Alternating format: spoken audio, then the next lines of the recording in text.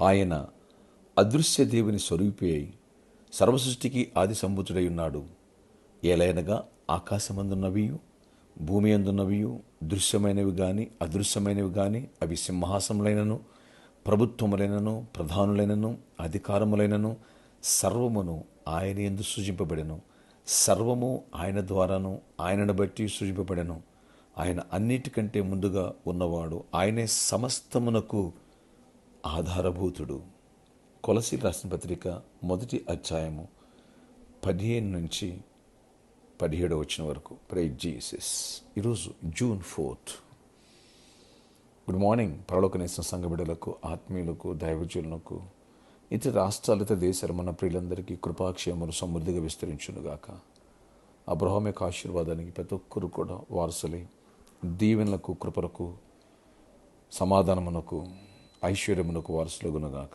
ఆమేన్. Friends, ఈరోజు judgement day అనగా election results సెంట్రల్లో, అలాగే ఏపీ స్టేట్లో కూడా. ఇక చదవబడిన వాక్యంలో మనం చూసినట్లయితే ఏ ప్రభుత్వమైనా, ఏ ప్రధాని అయినా, ఏ అధికారమైనా సర్వం ఆయనే నిర్మించాడట.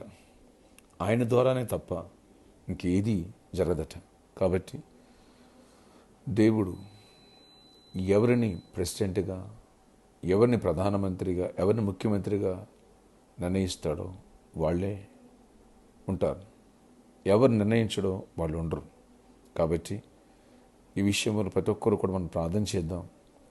ఈరోజు రిజల్ట్ కాబట్టి క్రైస్తవుల్ని ప్రేమించి ప్రజలకు సుపరిపాలన అందించేటువంటి వ్యక్తులు గెలవాలని, అలాంటి పార్టీలు ఏర్పడాలని మనందరూ కూడా ఆశిస్తూ విశ్వాసంతో ప్రార్థిద్దాం. ఆల్రెడీ ఎగ్జిట్ పోల్స్ సెంటర్లో చెప్పేసి ప్రధానమంత్రి మళ్ళీ మోడీయేనని. ఆంధ్రప్రదేశ్లోనే కొన్ని సర్వేలు చంద్రబాబు అంటే, కొన్ని సర్వేలు ఓన్లీ వైఎస్ఆర్ జగన్ అంటాయి. కాబట్టి ఈ విషయంలో దేవుడు ఎవరిని ముఖ్యమంత్రిని నియమించాలో, దేవుడు ప్రజలను ప్రేమించే వ్యక్తిని సీఎంగా అవ్వాలని విశ్వాసంతో ప్రార్థించుదాం. అలాగే ప్రజలందరి క్షేమం కోసం ప్రార్థిద్దాం. ప్రార్థన. ఆశ్చర్యకర నీ కొందనాలు అయ్యా, రాజ్యములో, అధికారములు, సింహాసన, ప్రభుత్వములు ఏదైనా సరే మీలోనే, మీ యందే సమస్తమునకు ఆధారభూతుడవు నీవే నాయన. నువ్వు నియమిస్తే తప్ప ఎవరు ప్రైమ్ మినిస్టర్ కాలేరు, చీఫ్ మినిస్టర్ కాలేరు, మంత్రులు కాలేరు.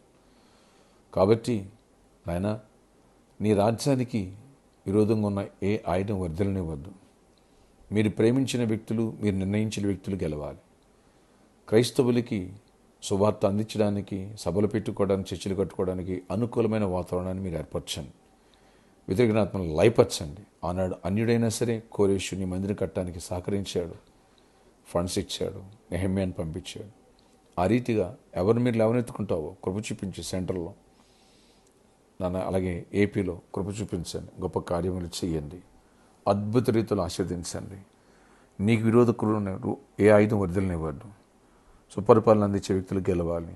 సామరస్యంగా ఉండాలి తప్ప గొడవలు, వివాదాలు లేవనివ్వద్దు. అన్నింటిలో కృప చూపించి గొప్ప కార్యాలు చేసి మహిమొచ్చిందండి. ఈరోజు ఎవరికి జాబ్ లేదు వాళ్ళకి జాబ్స్ ఇవ్వండి. ఎవరు రైక్స్ కూరుకుని రైక్స్ ఇవ్వండి. ఎవరికి నెమ్మదినివ్వండి. విడిపోయిన కుటుంబాలు కట్టండి. పెళ్లి కాని వాళ్ళు పెళ్ళి అవ్వాలి. గర్భఫలం వెళ్ళి గర్భాలు పొందాలి.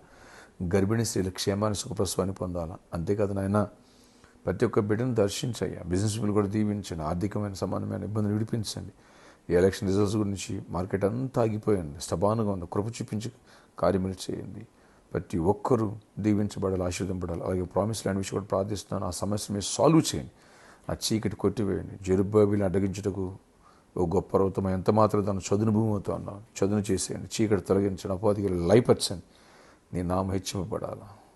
అయినా నీ నామాన్ని మహిమ కలగాల. అలాంటి కృప చూపించండి. ఎవరి వ్యాధిస్తున్న వారిని స్వస్థపరచండి. ప్రతి వ్యాధిని గడ్డిస్తుంది వేళ్లతో. ప్రతి నాయన బలహీన తీసేసి నాయన, ఎవరు హాస్పిటల్ వారిని స్వస్థపరచండి. ఎవరు సర్జరీ క్యాన్సిల్ అయిపోవాలి. ప్రతి చీకటి తొలగిపోవాలి.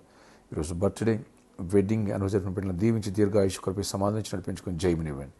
యేసు నామములో ప్రార్థిస్తున్నాను తండ్రి. ఆమేన్. ఆమేన్. పరీక్షిద్దాం. అద్భుత రీతిలో దేవుడు ఎన్నుకున్న వ్యక్తులే గెలవాలని. May God bless you all. Have a nice day.